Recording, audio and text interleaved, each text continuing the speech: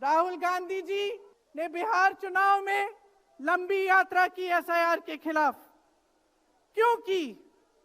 क्योंकि एसआईआर में ये वोट काटकर चुनाव का नतीजा अपने पक्ष में करना चाह रहे थे। अब यूपी में शुरू हो गया है। 3 करोड़ नाम काटे गए हैं यूपी में।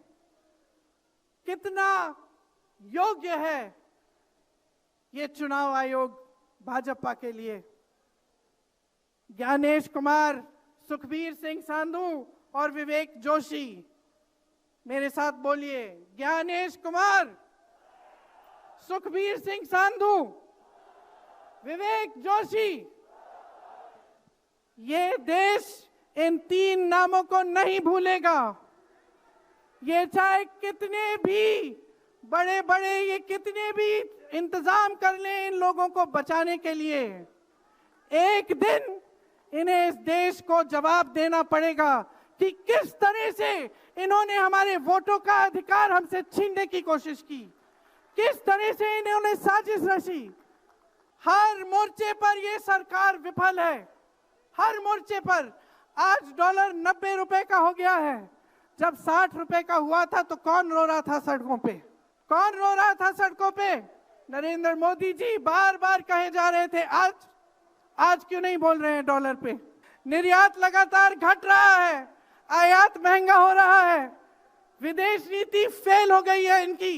हाथ पकड़ के चलते हैं ट्रंप जी के साथ, बड़े बड़े राष्ट्रपतियों के साथ, लेकिन जब समय आता है तो देश के साथ कोई खड़ा नहीं होता। ये है इनकी विदेश नीति। और इनकी नीति कि देश की सारी संपत्ति अपने 2 चेलों को, अडानी जी और अंबानी जी को पकड़ा देते हैं। यहाँ देश का नौजवान महंगाई से जूझ रहा है, बेरोजगारी से जूझ रहा है, पेपर देता है, लीक हो जाता है, कोई उसकी सहायता नहीं है, नशे की तरफ जा रहा है, बेटिंग ऐप में पूरे दिन बिताता है। और बेटिंग ऐप चलाया कहां से जा रहा है? कहां से चलाया जा रहा है? सूत्रों के मुताबिक प्रधानमंत्री के ऑफिस में ही एक शख्स ने बेटिंग ऐप के साथ में घोटाले किए हैं। इसकी चर्चा होती है क्या सदन में? क्यों नहीं होती? आपकी बेरोजगारी की चर्चा होती है, महंगाई की चर्चा होती है, मेरी बहनें यहाँ खड़ी हैं, आपकी सुरक्षा की चर्चा होती है। न सदन में होगी, न बड़ी बड़ी रैलियों में करेंगे ये लोग, ना आपके पास आकर आपसे बात करेंगे, आपके हालचाल पूछेंगे, आपसे पूछेंगे कि किस संघर्ष से आप गुजर रहे हो, कैसे जी रहे हो। क्योंकि हिम्मत नहीं रही, इनकी हिम्मत नहीं रही।